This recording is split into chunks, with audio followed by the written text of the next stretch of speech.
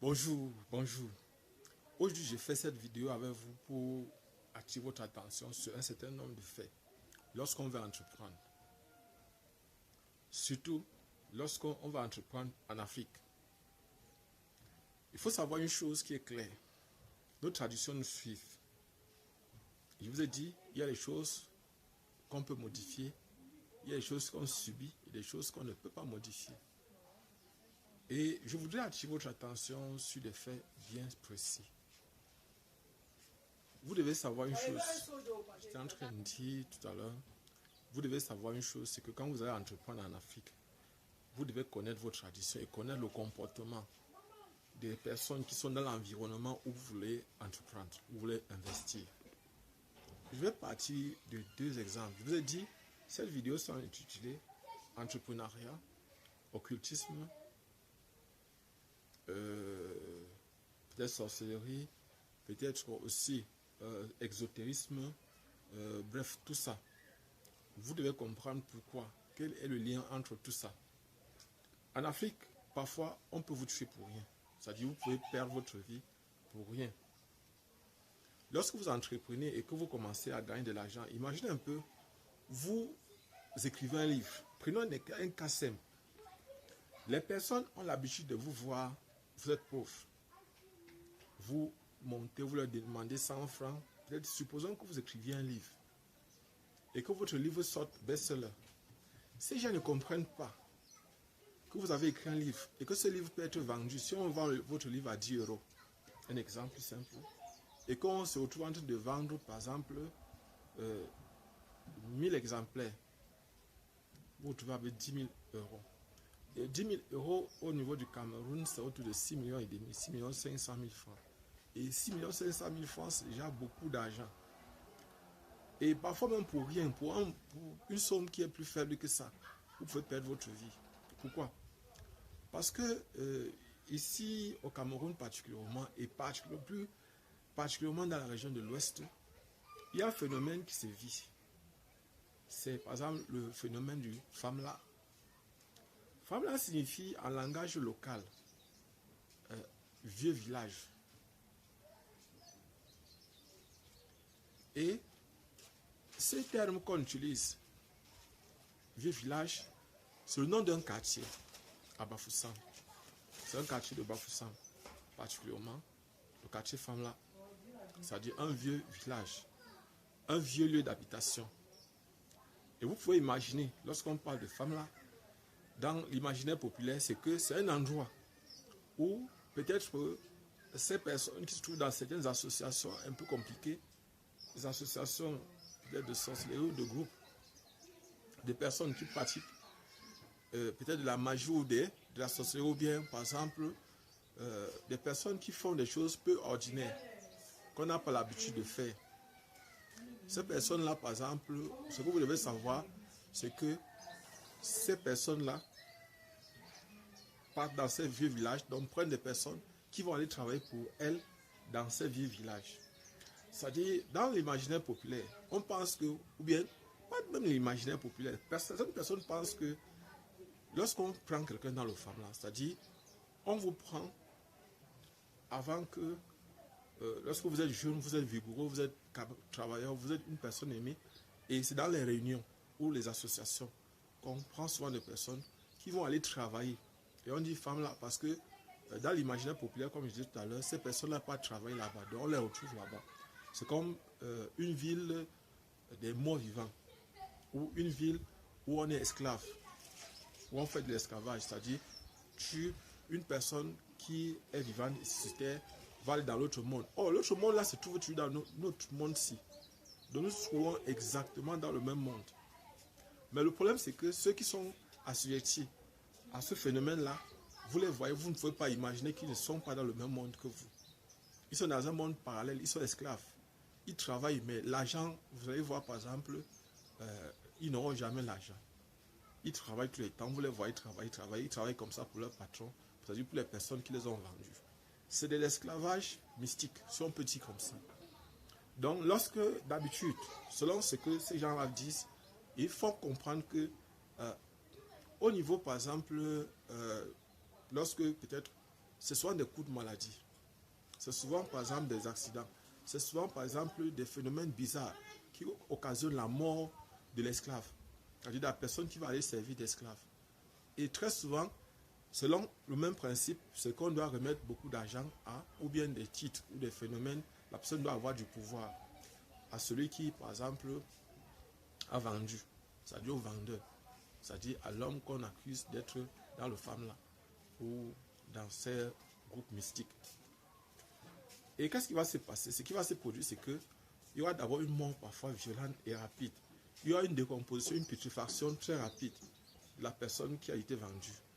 Et très souvent après l'enterrement, ces personnes, selon ce qu'on dit, ces personnes se trouvent dans la tombe, même si il se passe une semaine ou un mois, la personne ne se décompose pas. Le cœur chauffe, le cœur bat toujours à l'intérieur parce qu'il y a des phénomènes dont ils ont, par exemple, des incantations qui viendront faire pour soulever, retirer, par exemple, le cercueil et ouvrir et faire sortir la personne pour partir avec elle. Ça, c'est ce qu'on nous dit. Ça, c'est ce que ce phénomène-là explique. C'est ce que les gens pensent. Et maintenant, ces personnes qu'on a vendues vont aller dans l'autre monde. Ce monde-là qui est parfois aussi dans notre monde, c'est-à-dire, vous faites être à Yaoundé, à Douala, à Bamako, à Paris, vous voyez une personne qui travaille. C'est la raison pour laquelle les gens utilisent souvent les expressions, est-ce qu'on t'a vendu dans le Famla?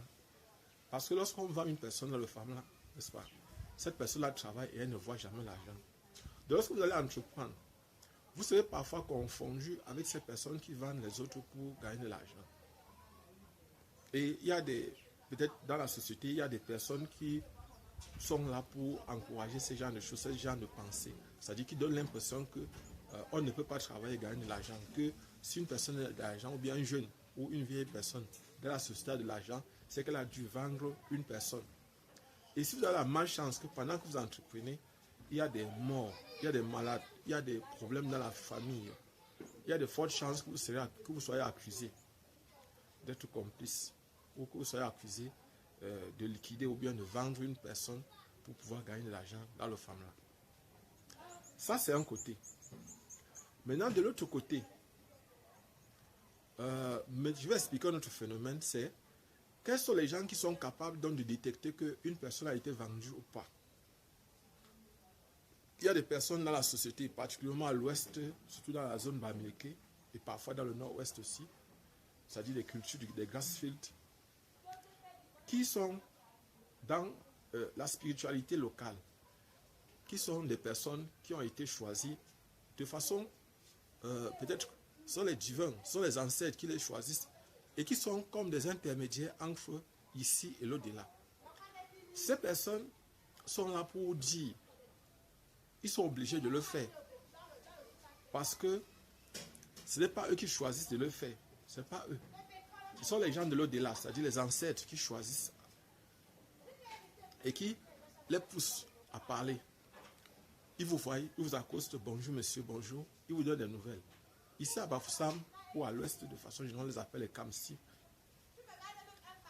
D'autres, on les appelle parfois pour certains les féticheurs et tout ça comme ça. Ce sont des personnes qui sont parfois respectées et qui ont beaucoup de pouvoir. D'autres personnes ont utilisé le mot marabout, mais je n'aime pas trop utiliser le mot marabout parce que le mot marabout revient, par exemple, beaucoup plus renvoie à la religion islamique ou la religion musulmane. Je n'aime pas trop utiliser le mot marabout, mais je préfère utiliser, par exemple, féticheur, je préfère utiliser, par exemple, Kamsi. Le mot utilisé ici à l'ouest, à Bafoussam, c'est Kamsi. C'est-à-dire que c'est, je peux dire, une personne sur laquelle la divinité s'appuie pour parler, Dieu s'appuie pour parler. Donc, il est un peu considéré comme étant un prophète. Les prophètes aujourd'hui, dans la spiritualité locale ou dans les spiritualités étrangères, dans les religions monothéistes, c'est-à-dire qui croient en un seul Dieu, parlons un peu de ça aujourd'hui. Parlons un peu de ça aussi, en passant. Nous allons voir, par exemple, que en ce qui concerne le monothéisme, c'est-à-dire la croyance en un seul Dieu, en un Dieu unique, les religions chrétiennes et musulmanes sont des religions dans lesquelles ces croyances sont favorisées. Et dans ces religions, on a par exemple des prophètes. Les prophètes qui sont des intermédiaires entre la divinité, entre le Dieu et les humains. Vous avez par exemple le prophète Mahomet. On a par exemple, disons que bon, on a les prophètes dans la région chrétienne, on a les prophètes comme Isaïe, Moïse, donc ils sont nombreux, très nombreux. Et ces personnes-là, leur rôle c'est de servir d'intermédiaire entre la divinité et les humains, ou entre les humains et la divinité. C'est vrai. Ici, par exemple, on retrouve des lieux de culte. Ce n'est pas des cultes, ce sont des lieux où on entre en contact avec la divinité ou avec les divinités. Donc, je ne vais pas m'arrêter là, je vais attirer votre attention. Donc, ces personnes-là sont supposées dire uniquement la vérité. Ces personnes-là sont supposées être vraies. Or, on sait qu'aujourd'hui, par exemple, le foirage, le chômage, le manque d'argent, le manque de travail, le manque d'emploi fait que beaucoup de personnes s'autoproclament comme si, s'autoproclament prophètes, que ce soit dans les religions ou encore dans les traditions. Ça, c'était un deuxième pan. Maintenant, le troisième pan, c'est l'impact que ces gens-là ont dans les familles locales. Donc, si un homme qui se décide à entreprendre, qui commence à avoir un peu d'argent, commence à avoir des maladies dans sa famille, alors une personne peut être capable de dire si oui ou non vous êtes dans le famille-là ou pas. Un peu comme si on était dans les nouvelles églises ou dans les églises chrétiennes, où par exemple parfois un monsieur prétendu pasteur, un monsieur prétendu prêtre se décide et vous dit carrément qu'il a reçu de Dieu.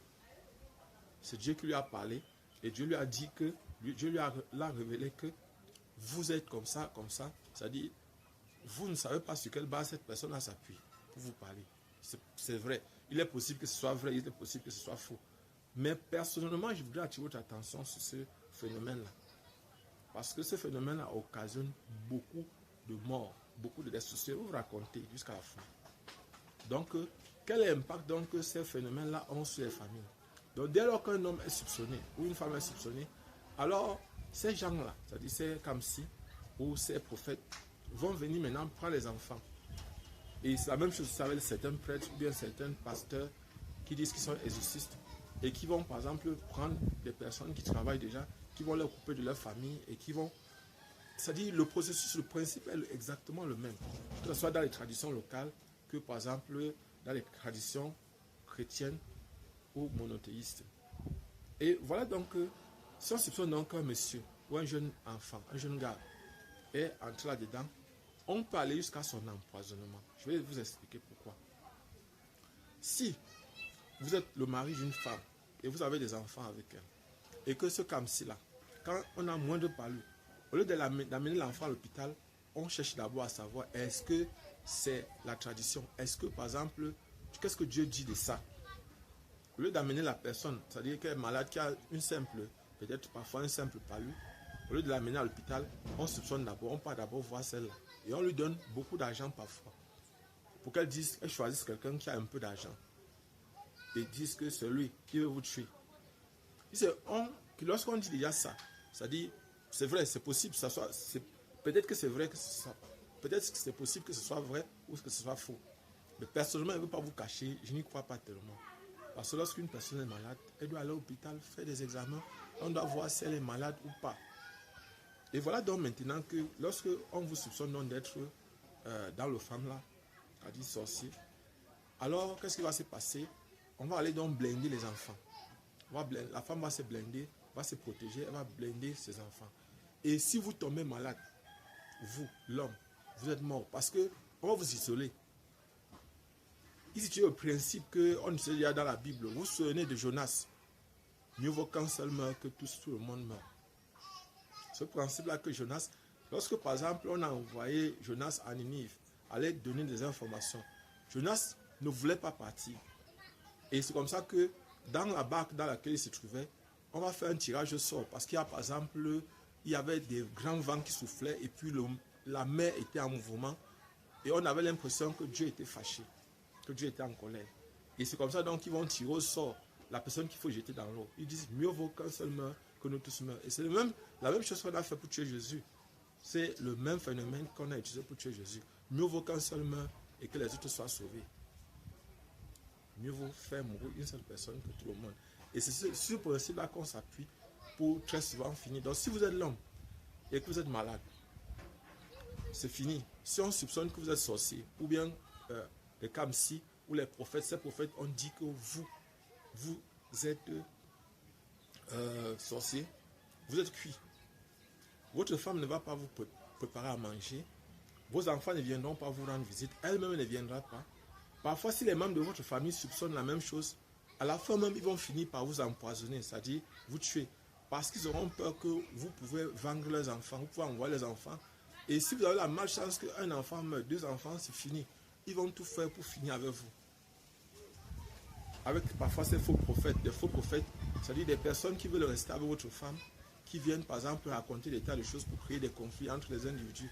Et c'est la même chose avec certains prêtres, certains pasteurs. C'est-à-dire ces prophètes qu'on retrouve au niveau traditionnel, dans les traditions de l'Ouest Cameroun, particulièrement le peuple bamileke, on retrouve aussi ça dans les religions monothéistes occidentales ou asiatiques. Donc, vous voyez par exemple, si vous comprenez bien le principe, vous allez comprendre que ici, vous qui êtes soupçonné, si par exemple le Kamsi, le prophète dit que la maladie ici est une maladie mystique, la personne n'ira pas à l'hôpital jusqu'à ce qu'elle va mourir. Alors que parfois c'est un simple paludisme, parfois c'est une simple typhoïde.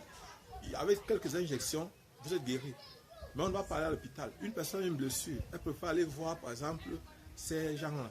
Et on va manger. Et il y a des gens ici qui tout leur argent part seulement dans ces trucs-là. Donc je parlais comme ça pour chaque fois attirer votre attention que lorsque vous entreprenez, vous devez toujours faire en sorte que votre argent soit traçable. C'est-à-dire que les gens puissent... Bon, je vais dire, ça arrive parfois par hasard, mais tous ceux qui sont en Occident, on ne les soupçonne pas de ces choses-là. Donc lorsque les enfants partent à l'étranger, ici par exemple, on ne soupçonne pas une personne d'être dans ces organisations. Pourquoi? Parce que là-bas, par exemple, on voit comment il y a de l'argent. Quand une personne travaille, elle gagne excessivement de l'argent. C'est vrai, si elle est même dedans, ça ne sera pas facile parce que les gens sont suffisamment pauvres ici. Mais je ne veux pas vous cacher que beaucoup de personnes, beaucoup d'hommes, une fois me racontait l'histoire de son grand frère hier. Je vous raconte la petite histoire en passant. Donc son grand frère est malade. Son grand frère avait un grand bar. Et il avait, je crois, c'était 3 femmes. Et à un moment donné, son bar tournait 100 à l'heure. Donc il avait bien l'argent, il avait les clients, tout ça. Parce qu'il avait développé des stratégies. Ce type-là, d'abord, travaillait comme motoboy dans une voiture. Après, à un moment, il a acheté sa propre voiture. Après, il a vendu sa voiture pour construire le bar. Et il y a eu quelques décès dans la famille. Et les gens ont commencé à dire que c'était lui. Que c'était lui. Et c'est comme ça donc que, quand il est tombé malade, ni sa femme, ni ses enfants, ni ses femmes, les 3 femmes, ni ses enfants, personne ne rendait visite à l'hôpital. C'est sa petite soeur qui partait préparer. Et sa petite soeur avait dit que, là où elle m'a dit, hier quand elle m'a raconté son histoire, qu'elle disait simplement pour elle que s'il faut qu'il la prenne, il va la prendre. Parce que elle, là où elle n'a fait aucune protection. Elle est venue aussi comme ça que c'est son frère. À la fin, son grand frère est décédé. Et la famille a crié, hurrah, enfin il est mort. Le tueur, l'assassin, le type de femme là, le vendeur de personnes. Et c'est comme ça que les gens meurent dans les familles ici en Afrique. Lorsque vous voulez entreprendre, vous devez donc faire attention, vous devez donc tenir compte de ça. Que, à un moment donné, ces personnes-là, c'est-à-dire ces personnes qui calculent soit vos femmes, qui calculent soit vos biens, ou qui sont simplement jalouses. Ces personnes-là qui sont simplement jalouses des biens que vous possédez, peuvent se mettre à choisir ces gens-là pour venir vous nuire. Et c'est comme ça qu'ils peuvent réussir à vous empoisonner même. Parce que parfois on va mettre ça dans la nourriture, parfois on va mettre ça sur la porte, on va mettre les poisons, on va faire en sorte que, c'est-à-dire on va vous nuire, même si vous avez des antipoisons n'importe comment, à un moment donné, si c'est votre femme, sont vos femmes, on peut facilement vous atteindre. Parce qu'on va passer par votre faiblesse. Donc lorsque vous entreprenez, faites très attention. Faites très attention avec ces choses-là. Soyez clair là-dessus et faites tout pour que les gens changent leur façon de penser. Quand on est malade, on part à l'hôpital. C'est vrai aussi qu'il y a des phénomènes bizarres qui se passent. On ne peut pas, par exemple, des gens, s'ils ont décidé, n'est-ce pas, de choisir ça, c'est-à-dire de faire comme ça, c'est pas de façon anodine, c'est parce qu'il y a des phénomènes bizarres qu'on ne comprend pas. C'est-à-dire une personne meurt, en quelques minutes, la personne pue déjà, c'est-à-dire la personne gonfle, la personne pue déjà, il faut absolument l'enterrer. Absolument. Et ce sont les choses qui sont souvent bizarres, c'est-à-dire, et dans les traditions, bon, il y a des choses qu'il ne faut pas qu'elles disent ici, parce que sinon on aura l'impression que je suis en train de trahir les secrets des gens, et je ne sais pas. Mais si vous voulez, je pourrais vous dire, si vous voulez que je vous parle de ça, dans les commentaires, demandez, on va vous donner. Donc, s'il vous plaît, entreprenez, n'ayez pas peur. N'ayez pas peur, entreprenez. Lancez-vous, organisez-vous et ne vous découragez pas. Ne laissez pas que des personnes vous disent n'importe quoi. C'est pas parce que peut-être, et c'est la raison pour laquelle je vous avais dit, lorsque vous voulez vous développer vos business, développer vos projets, développer vos entreprises, parfois quittez l'endroit où vous avez grandi. Quittez votre zone de confort. Éloignez-vous, allez dans les zones un peu reculées, un peu retirées. Observez les Européens. Ils sont quittés de l'Europe pour aller aux États-Unis. Ils sont quittés de l'Europe pour venir en Afrique se chercher. Observez par exemple, ce n'est pas pour rien, ce n'est pas de façon anodine. Regardez le peuple juif. Ils sont partout dans le monde. Pourquoi ils ne sont pas restés en Israël? Observez, la plupart du temps, il faut quitter sa zone de confort. Il faut aller à la chasse ou à la pêche à la baleine. C'est-à-dire qu'il faut aller quitter, avoir une vision avant de partir. Donc personnellement, je vais encore continuer à faire d'autres vidéos sur l'entrepreneuriat et l'exotérisme. Est-ce que pour réussir dans l'entrepreneuriat, il faut absolument être dans une loge? Est-ce qu'il faut être franc-maçon, rosicrucian ou dans le Lions Club pour tout ça? Est-ce que par exemple, pour faire l'entrepreneuriat, est-ce qu'il faut aller voir absolument les féticheurs? Pour qu'on pratique, pour qu'on tourne, par exemple, les herbes, comme les herbes sont naturelles, c'est Dieu qui a créé, pour que vous puissiez réussir facilement. Est-ce qu'il n'y a pas de retour? Est-ce que par exemple, lorsque chaque fois il y a une action, est-ce qu'il n'y a pas une réaction? Est-ce que chaque fois que je pose un acte, le sacrifice qu'on fait, que certaines personnes font, comme par exemple le cas, si c'est vrai que le phénomène du femme-là est un phénomène vrai, alors est-ce qu'il n'y a pas de retour dans ça? Est-ce qu'on est libre quand on fait ça? Est-ce qu'on a la possibilité de rester libre pendant longtemps? Parce qu'à la fin, même ceux-là, selon ce qu'on me dit, finissent toujours par mourir. C'est-à-dire vous sacrifiez les personnes, vous sacrifiez les personnes, à la fin vous-même vous mourrez. Parce qu'on vous donne parfois des conditions qu'on sait que vous n'allez pas respecter pendant longtemps. À la fin vous-même vous devenez esclave de l'association. Donc, travaillez, organisez-vous et travaillez. Méfiez-vous de certains groupes de personnes. Méfiez-vous de certaines associations. Méfiez-vous. Le conseil que je peux vous donner, c'est que travaillez, épargnez votre argent, apprenez à le faire. On va arrêter comme ça pour aujourd'hui. On se voit prochainement. On va donc encore entrer en profondeur dans d'autres sujets. On va essayer de comprendre dans la suite, peut-être dans les prochaines vidéos. Est-ce qu'il y a des cas?